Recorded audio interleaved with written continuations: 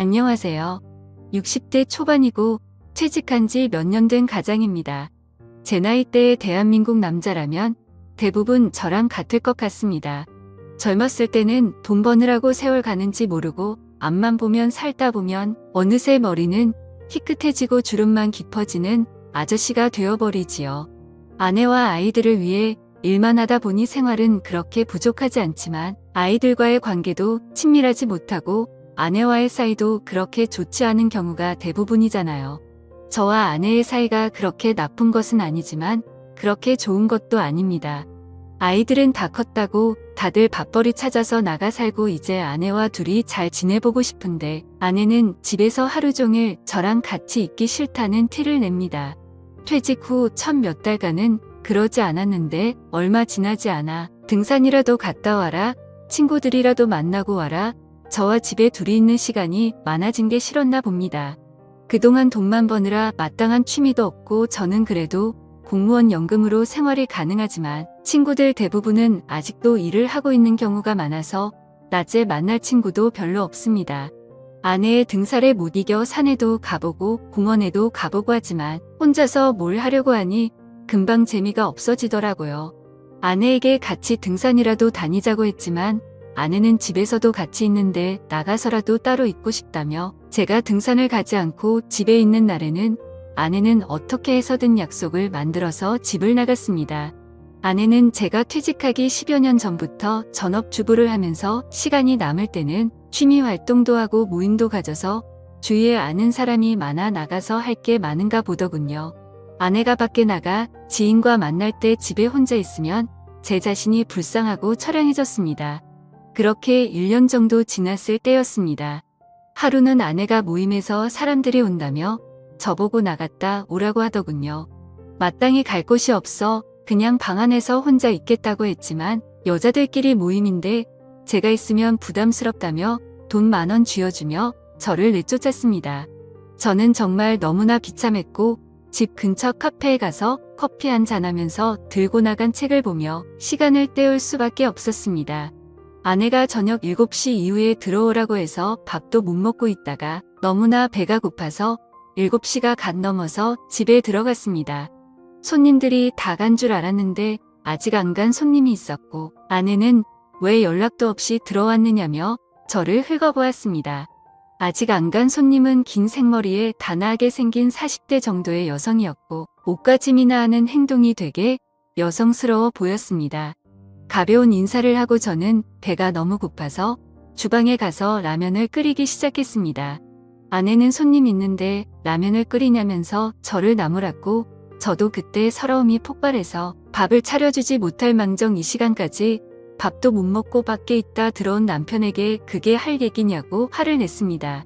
우리가 싸우는 소리를 듣자 그녀는 당황해하며 황급히 자리에서 일어났고 아내의 잔소리를 들으며 저는 라면을 먹을 수밖에 없었습니다. 그날 이후로 그냥 아내를 꼴도 보기 싫어서 알아서 밥을 차려 먹고 그냥 집 밖을 하염없이 돌아다녔습니다. 할 것도 없고 갈 곳도 없었지만 아내랑 계속 있으니 아내도 저도 너무나 스트레스를 받았기 때문에 어쩔 수 없었습니다. 그렇게 몇 주가 흘렀을 때였습니다. 그날도 혼자 걷다가 공원 벤치에 앉아서 멍하니 하늘만 쳐다보고 있었습니다. 그동안 가정을 위해서 열심히 살았는데 퇴직을 하고 나니 찬밥 신세가 된 제 모습이 처량했습니다. 하늘은 맑디 맑고 눈부신데 제 삶은 우중충하고 끝을 향해 점점 시들어가는 느낌에 너무나도 슬펐습니다. 계속 그렇게 앉아있다가는 더 우울해질 것 같아서 벤치에서 일어나려 하는데 저 멀리서 단아한 여성이 걸어오는 것이 보였습니다. 마치 영화의 한 장면처럼 그녀가 걸어오는 몸짓 숨결 하나하나가 마치 슬로우 비디오처럼 느껴졌습니다. 왠지 낯설지 않은 그 모습에 넋이 나가 있는데 그녀도 이내 저를 알아본 듯 인사를 했습니다. 그녀는 몇 주 전 집에 남아있던 아내의 손님이었습니다. 서로 짧은 인사를 나누었고 몇 마디 나눈 후에 아쉽지만 그녀를 떠나보낼 수밖에 없었습니다. 그녀와 공원에서 마주친 후로 제 심장이 쿵쾅쿵쾅거리고 설레는 것을 느낄 수가 있었습니다. 마치 제가 젊은 시절로 돌아간 것 같았습니다. 그녀의 단아한 모습과 지나치며 맡았던 그녀의 향기가 잊혀지지 않았습니다. 그날 이후로 매번 그 공원에 그 벤치를 찾아갔습니다. 남는 게 시간이고 아내와 집에 있어봤자 트러블만 생기는 걸 알기에 혹시나 한 번이라도 그녀와 마주치길 기대하면서 그 공원으로 출퇴근을 했습니다. 책과 따뜻한 차를 가지고 가서 몇 시간씩 그 벤치에 앉아 있었습니다. 하지만 한 달이 지나도록 그녀와 다시 마주치는 기회는 없었습니다. 아쉽기는 하지만 딱히 할 것도 없고 공원에 가서 좋은 공기 마시며 따뜻한 햇살 아래에서 책을 읽는 것도 나쁘지 않아서 그 뒤로도 쭉 그 공원을 찾았습니다. 그러다 몇 주 뒤 벤치에 앉아서 책을 읽고 있는데 그녀가 제게 다가와 말을 걸었습니다. 그렇게 기다리던 그녀를 몇 달 만에 다시 보니 너무나도 흥분이 됐지만 티를 안 내려고 애써 태연한 척했습니다. 그녀는 가볍게 인사를 나눈 뒤 그날은 시간이 좀 있는지 제 옆자리에 앉았고 제가 읽던 책에 대해서 물어보았습니다. 그녀도 소설책 읽는 걸 좋아한다고 했습니다. 그동안 돈을 버느라 다른 취미 활동은 할 수 없었지만 출퇴근하는 지하철에서 소설책을 많이 보던 저였기에 책에 대해서 이야기할 것은 많았습니다. 저는 미국 고전 소설을 잘 보는 편인데 그녀는 일본 소설을 좋아하더군요. 서로의 관심책에 대해서 이야기를 하다 보니 시간 가는 줄도 모르고 몇 시간을 이야기했던 것 같았습니다. 어느새 하늘은 알록달록하게 노을이 지고 이제 가야 할 시간이라며 자리에서 일어섰습니다. 저는 아쉬움을 뒤로 한 채 그녀를 보내줬습니다. 그 다음 날도 그 다다음 날도 벤치에 앉아서 책을 봤지만 그녀를 볼 수 없었습니다. 집 앞에 중고 서점이 있는데 방문을 했습니다. 그녀가 얘기했던 일본 여작가가 생각이 났고 다행히 그 작가의 소설이 있어서 하나 구입했습니다. 그 책을 읽으니 그녀의 생각이 더 많이 났고 그렇게 그 작가의 소설을 3번째 읽던 때였습니다. 그날은 왠지 아침부터 기분이 좋았는데 그날 다시 그녀를 만날 수가 있었습니다. 제가 보던 책을 확인하더니 소녀처럼 웃기 시작했고 자신의 가방에서 제가 전에 읽던 소설책을 꺼내 보이더군요. 그녀는 서로 좋아하는 작가의 소설을 읽고 이야기를 나누는 독서 모임을 하면 어떻게 했냐고 하더군요. 지난번 우리 집에 왔을 때 사실 아내와 다른 여자분들과 미술 모임이었는데 자기는 여러 사람을 만나는 게 익숙하지 않아서 모임을 나가지 않고 있는데 저랑은 왠지 편하게 모임을 할 수 있을 거라면서 그 뒤로 매주 일주일에 2번씩 만나서 독서 모임을 이어나갔습니다. 저는 남는 게 시간이라 하루 이틀이면 소설책 한 권을 다 볼 정도였고 그녀도 책 읽는 걸 좋아해서 이틀에서 3일에 한 권씩 읽기 시작했습니다.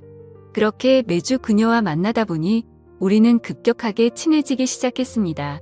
제가 그동안 읽은 소설책 양이 어마어마하기도 했고 아무래도 나이가 많다 보니 그녀보다는 조금 더 깊은 얘기를 하곤 했을 때마다 그녀의 눈빛은 초롱초롱 빛이 났습니다. 그러다 책을 10권 떼었을 때 그녀가 처음으로 뒤풀이를 하자고 해서 파전집으로 갔습니다. 문학 얘기는 막걸리의 파전과 함께하는 거라며 자기가 대학교 독서 동아리 때는 항상 그랬다고 했습니다.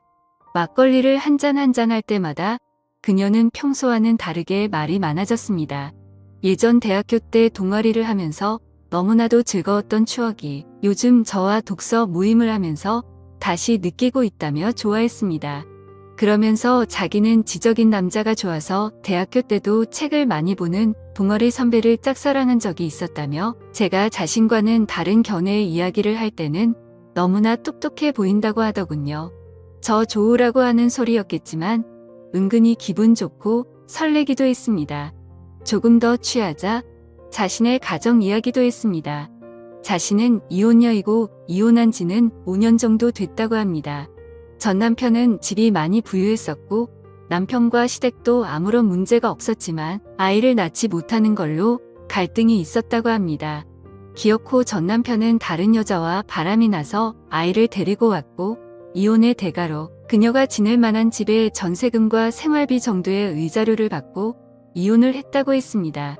전 남편은 돈 버는 거에만 관심이 많아서 소설 책을 읽는 거는 시간 낭비라며 자신을 무시하고는 했는데 요즘은 저랑 이렇게 소설을 읽으니 좋다더군요. 그래도 전 남편과 이혼에 대해서 얘기를 하면서 기분이 좋아지지 않았는지 그녀는 막걸리를 원샷하기 시작했고 그러더니 갑자기 테이블에 머리를 박고 자기 시작했습니다.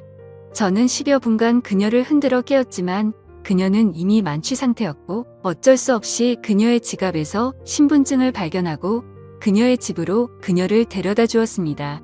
집 근처에 오니 다행히 정신이 조금은 드는지 비밀번호를 알려주었고 그녀의 집 문을 열고 들어가 침대에 그녀를 눕혔습니다.